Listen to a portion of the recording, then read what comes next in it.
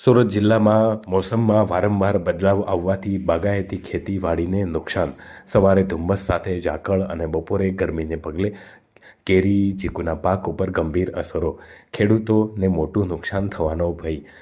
આ ઉપરાંત લાંબા ચાલેલા ચોમાસાને લઈને પણ સમયપત્ર ખેરવી નાખ્યું છે.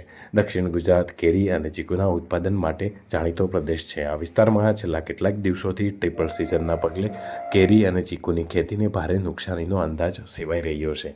આંબા ચીકુવાડી ધરાવતા ખેડૂતો સવારે ધુમ્મસ અને બપોરે ગરમી અને રાત્રિ દરમિયાન પડી રહેલ ઝાકળના પગલે બાગાયતી પાકો ઉપર સંકટ તોળાઈ રહ્યું છે.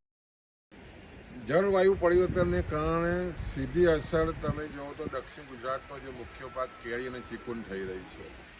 આ વર્ષે જે રીતે વરસાદ પણ ખેંચાયો, લગભગ નવેમ્બર મહિના સુધી વરસાદ થયો અને ત્યાર પછી તમે જુઓ તો રાતે ઝાકળ પડે, સવારે ધુમ્મસ અને બપોરે ગરમી.